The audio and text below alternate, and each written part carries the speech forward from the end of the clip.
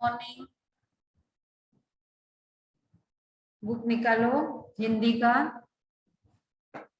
आज हम पढ़ेंगे पाठ 10वां गड़ा धन। बाकी हमने पूरा लिख लिया है। इसके पहले वाला जो लेसन है उसका हमने लिख लिया है। तो देखो ये पाठ में हम क्या पढ़ेंगे आज कि जीवन में श्रम मेहनत उसका बहुत बड़ा महत्व होता है। मेहनत करने से जी नहीं चुराना चाहिए, घबराना नहीं चाहिए, क्योंकि मेहनत करने के बाद जो फल मिलता है उसकी खुशी बहुत ज्यादा होती है। आप बैठे रहोगे, पढ़ाई नहीं करोगे, आपके पास एक पेपर आएगा, आंसर की भी आएगी, उसमें देख के आप लिख लोगे, तो आपको वो क्वेश्चन आंसर लिखने में इतना मजा नहीं आएगा। जब आप अच्छी पढ़ाई करोगे, अभी तो आप छोटे हो इसलिए ये एग्जाम्पल मैंने आपकी पढ़ाई का दिया, बिना पढ़ाई के मार्क्स मिले तो उसमें खुशी नहीं होती। लेकिन जब आप बहुत मेहनत करते हो, अच्छा पेपर आप सॉल्व करते हो, अच्छे मार्क्स मिलते हैं, तो उसमें मिलने वाली खुशी बहुत मतलब सबसे बड़ी होती है कि देखो मैंने परिश्रम किए, मेहनत की और मुझे अच्छे मार्क्स मिले। तो ये परिश्रम करना बहुत जरूरी है। तो ये जो कहानी है इसमें परिश्रम का महत्व बताया गया। ठीक है, आप निकालो बुक, पेज नंबर 14। गड़ा धन। गड़ा धन मतलब बहुत सारा धन। लोग पहले के जमाने में बैंक नहीं थे, है ना, और घर में ये डकैती वगैरह का डर रहता था, इसलिए लोग क्या करते थे, धन मतलब सोना, तब के जो कॉइन थे सोने के, वो सब जमा करते थे और जमीन में एक हंडे में डाल के, देखो आपके किताब में पिक्चर दिया है, हंडे में डाल के उसका मुंह अच्छे से बंद करके उसको जमीन में गाड़ देते, उसके ऊपर एक आधा पेड़ वेड़ लगा देते थे, निशान रहना चाहिए इसलिए। तो ऐसे पहले लोग करते थे। अब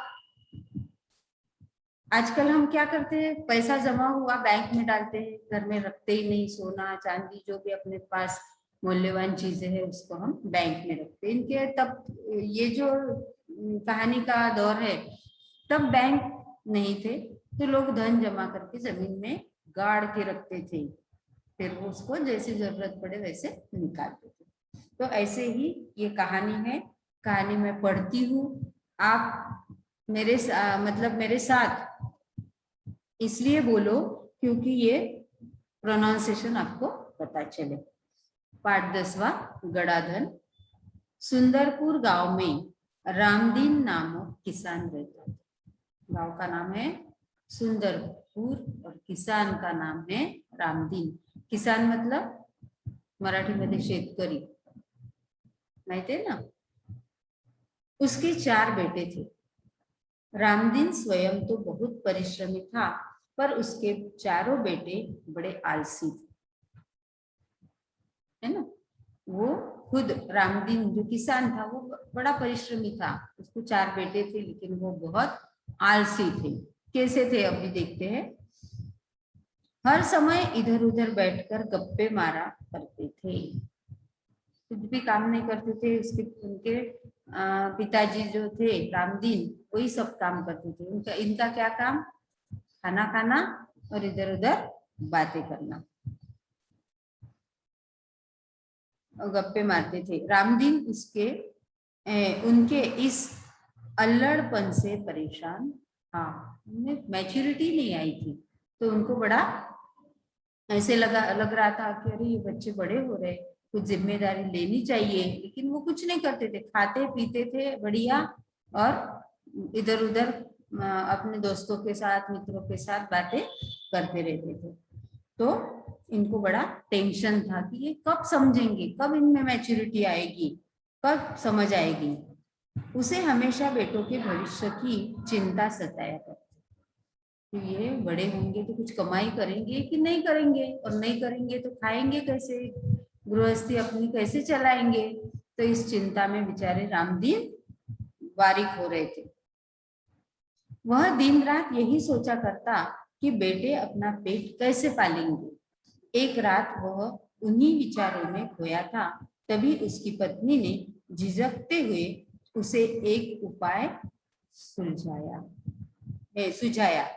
कि उनकी जो पत्नी है वो बोलती कि हमेशा चिंता करते, उनको भी चिंता रहती है अपने बेटों की, बड़े कैसे होंगे, क्या कमाई करेंगे, मतलब घर गृहस्थी कैसे चलाएंगे। तो एक दिन वो अपने पति से बोलती है, कुछ तो भी सुझाती मतलब सुझाया करती है। उपाय सुनकर वह कुछ देर सोचता रहा, फिर एकाएक खुशी से उछल पड़ा। कुछ तो भी उसने उसको बताया कि अपने बच्चे जिम्मेदार होने के लिए कुछ तो भी अब आइडिया करनी पड़ेगी। वैसे बोल बोल के तो वो बिल्कुल सुनते ही नहीं, छोड़ देते कि हाँ पापा बढ़िया कमा रहे हैं, हम खाते पीते बातें करते इधर उधर घूमते और बढ़िया ऐश करते। अब पत्नी ने बताया तो उसने उसके ऊपर थोड़ा विचार किया और दूसरे दिन खुशी से उछल पड़ा, कुछ तो भी मन में सोच लिया। अगली सुबह रामदीन ने अपने चारों बेटों को बुलाकर कहा, मैं और तुम्हारी माँ अब बूढ़े हो गए हैं, है ना, अब हम दूर तीर्थ यात्रा पर जा रहे। तीर्थ यात्रा मतलब जो भगवान के दर्शन के लिए गांव गांव में जो भगवान है उनके सबके दर्शन करते, जैसे शिरडी जाएंगे साईं बाबा के दर्शन के लिए, शेगांव जाएंगे, नासिक जाएंगे, त्र्यंबकेश्वर जाएंगे।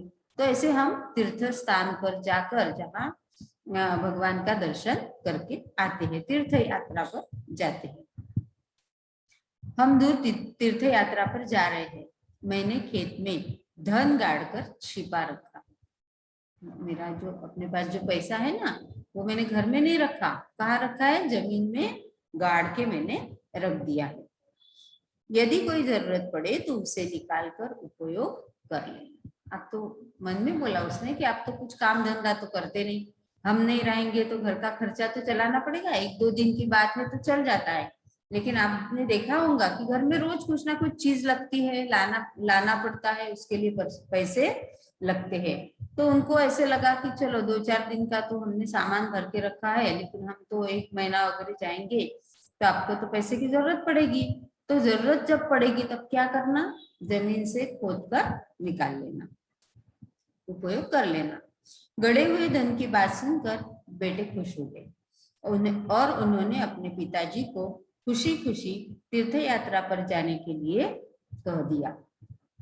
उनको बड़ी खुशी हुई कि अरे चलो अब तो टेंशन नहीं, ये तो रोज हमारे पीछे भुन लगा देते थे, बेटा कमाई करो, बेटा काम करो, कुछ तो भी धंधा करो, तो ये तो कटकट बंद ही हो जाएगी, दोनों चले जाएंगे और हमारे लिए फिर परेशानी भी नहीं है, क्योंकि इन्होंने धन भी गाड़ के रख दिया है।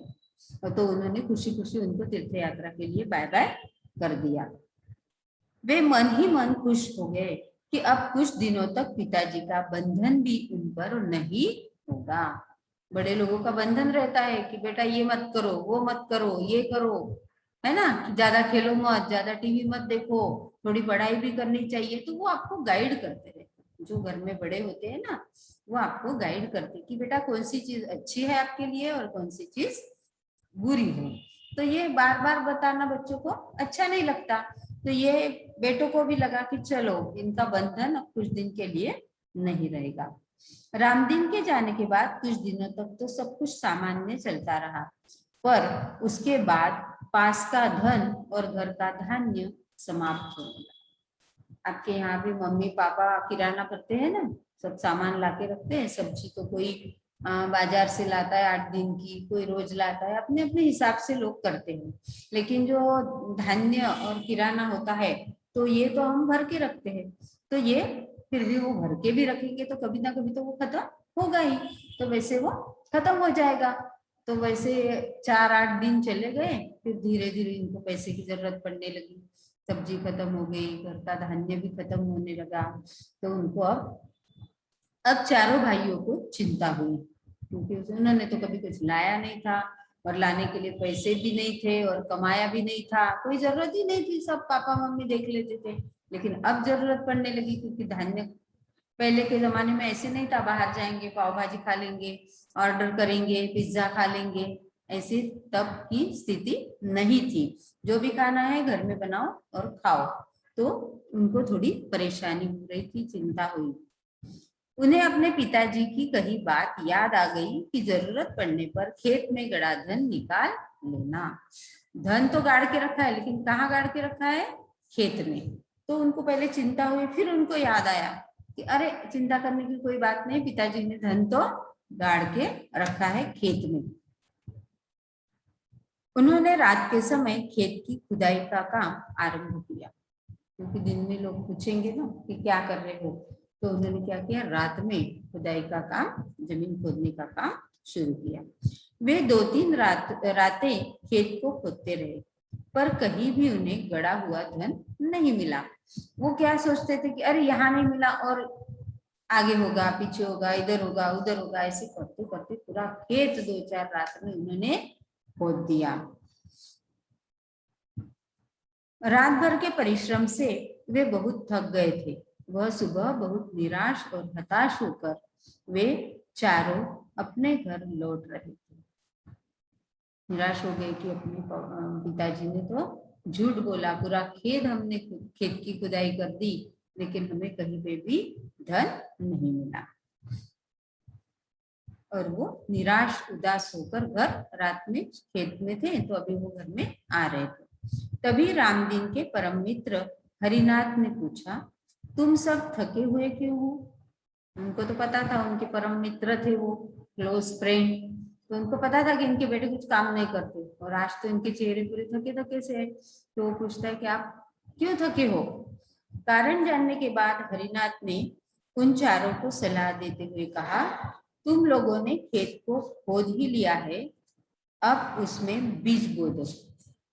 हम जब कोई पौधा लगाते हैं, आपने कुंडी में लगाया होगा, आपका फेवरेट कोई पौधा होगा, तो आप कुंडी को क्या करते हो, खोदते हो। वैसे उसकी जो माटी रहती है ना, उसमें, एक सेकंड बेटा,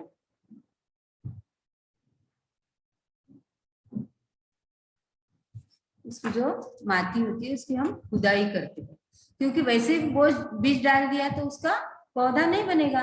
तो वैसे खेत में भी है, धूप काले में पूरी जमीन सूख जाती है, फिर पानी आता है, तो उसको पहले ही खोद के रखते हैं, ताकि जो बारिश का पानी आए वो जमीन के अंदर तक जाए, वहां स्टोर हो जाए, और उसी से फिर हमारे बीज जो हम बोते हैं उसके छोटे छोटे पौधे निकलते हैं, फिर वो बड़े होते हैं, फिर उसको धान्य आता है, जैसे ज्वारी है, गेहूं है, ये उसको आता है, चावल है, दालें है सब प्रकार की, तो ये खेत में आता है, इसलिए उसकी खुदाई करनी पड़ती है। तो वो बोलते हैं कि अभी खुदाई तो आपने कर ही ली है ना, तो क्या करो, उसमें बीज भी बो डालो। चारों भाइयों के उदास चेहरों पर खुशी की लहर दौड़ आई।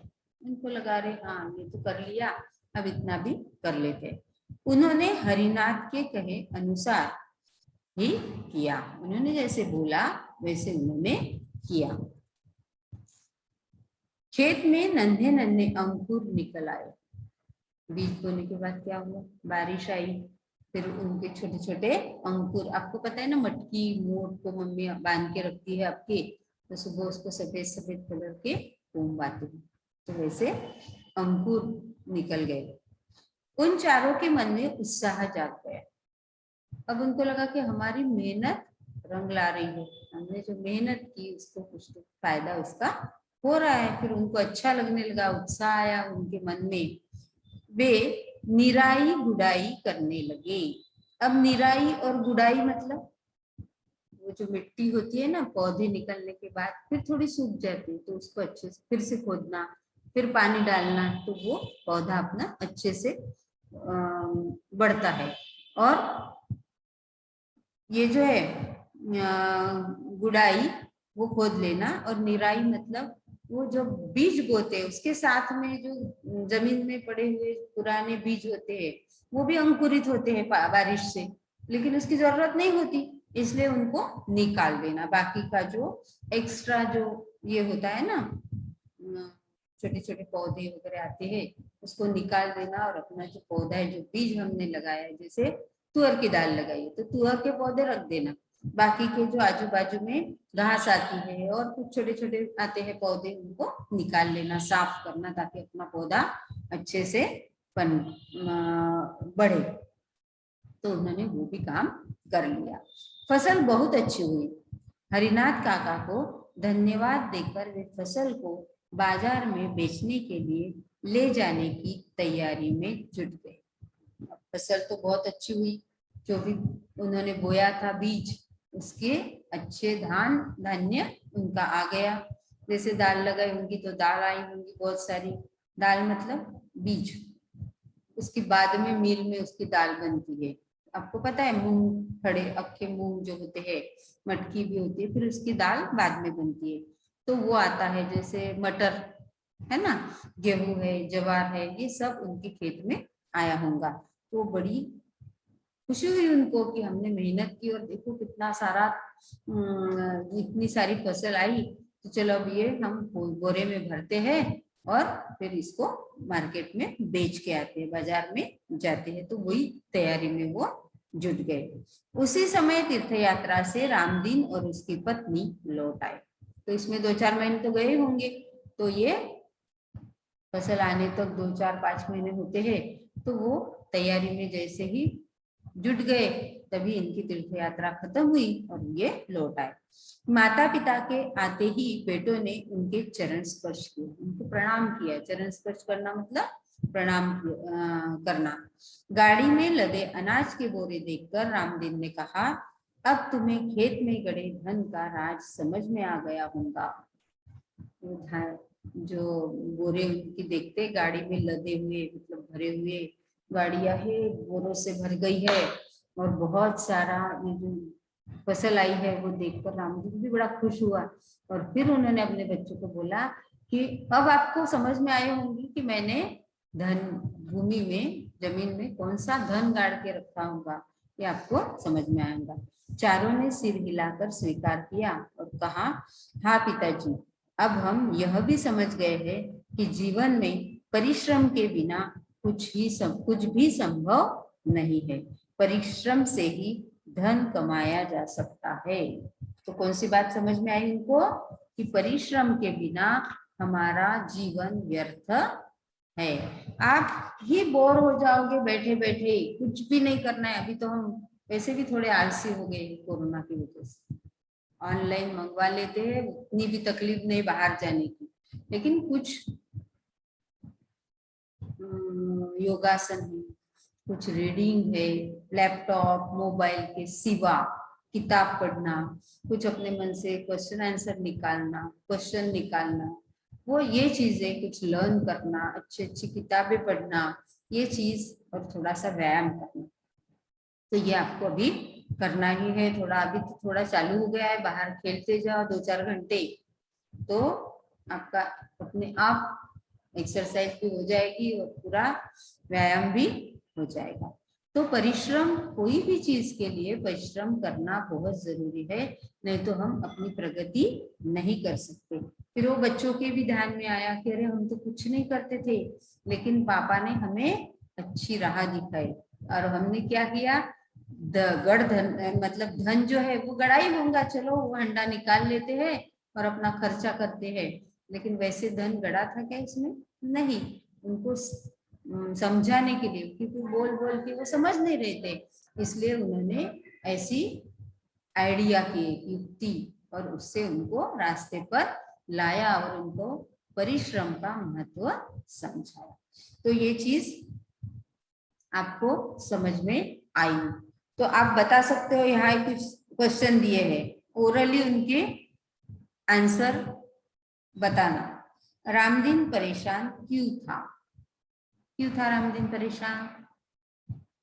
क्योंकि उनके बेटे सिर्फ बातें करने का काम करते थे, कुछ भी काम नहीं करते थे, सिर्फ खाना पीना और इधर उधर जाके गप्पे मारना, यही काम करते थे। और इसलिए उनकी भविष्य से रामदीन चिंतित था और उसको डर लगता था कि ये भविष्य में क्या करेंगे, कैसे अपनी गृहस्थी चलाएंगे और इनको समझाएंगे भी तो कैसा, क्योंकि ये इधर के कान से सुनते, इधर के कान से छोड़ देते हैं। तो इसलिए उन्होंने आइडिया की। तीर्थ यात्रा पर निकलने के समय रामदीन ने बेटों से क्या कहा? इन्होंने तो वो हाँ कर दिया कि हाँ चले जाओ आप तीर्थ यात्रा पे, लेकिन ये मम्मी पापा है तो उनको तो बच्चों की चिंता होगी ना कि अरे हम 4-5 महीने नहीं आएंगे तो ये खाएंगे क्या। 4-5 महीने का थोड़ी कुछ भर के रखते हैं घर में, 1-1 महीने का भर के रखते हैं। तो कुछ दिन के बाद तो इनको प्रॉब्लम आने वाली है, कहाँ से खर्चा करेंगे, क्योंकि उनको तो कमाना आता ही नहीं था। तो उन्होंने बोला कि मैंने जमीन में कुछ धन गाड़ के रखा है, जब आपको जरूरत पड़ेगी आप वो निकाल लेना। ठीक है, ये पढ़ के भी आप और बिना पढ़े भी स्टोरी तो समझ में आई, अच्छी स्टोरी है। इसको आपको स्टोरी के तौर पर किसी को, अपने फ्रेंड्स को, छोटे भाई बहन को भी आप बता सकते हो। चारों भाइयों को पिताजी की कौन सी बात याद आई? जब उनके घर का अनाज खत्म हो रहा था तब उनको कौन सी बात याद आई? क्या बताया था पापा ने कि जब जरूरत पड़े तो जमीन खेत में जो मैंने धन गाड़ के रखा है उसको निकाल लो और अपना काम चलाओ, उपयोग में वो धन को लाओ। चारों भाइयों के मन में उत्साह कब जागा? कब जागा उत्साह? जब उन्होंने बड़ी मेहनत से पूरे खेत की खुदाई की। खुदाई मतलब बीज बोने के लिए खुदाई नहीं की थी, धन ढूंढने के लिए की थी, लेकिन वो हो गई ना। तो फिर उसमें उनके जो पापा के मित्र होते हैं वो बोलते हैं अभी बीज बो दो। फिर बीज भी बो दिया उन्होंने, चलो अब खुदाई की है तो बीज बो देते हैं। फिर बारिश आई और अच्छा वो जो बीज बोया था उसको नन्हे नन्हे अंकुर आए, और वो अंकुर देखकर बच्चों में उत्साह जाग उठा। ठीक है, तो ऐसे ओरली कुछ सवाल होंगे तो उसके जवाब आपको ढूंढना है। अब आप एक कर सकते हो की एक पैराग्राफ पढ़ना, 5th स्टँडर्ड मराठीमध्ये आपण एक उतारा घेऊन त्याच्यावर प्रश्न तयार करतो, आकलन कृती। तर तुम्ही हिंदीचा पण एक उतारा, जसं सुंदरपूर आहे तिथपासून तर उछलपणापर्यंत एक उतारा मार्क करा आणि त्याच्यावर काही प्रश्न तयार करा, जसं आपण मराठीमध्ये करतो ते तर मी करून देते, मग तुम्ही उत्तर शोधता।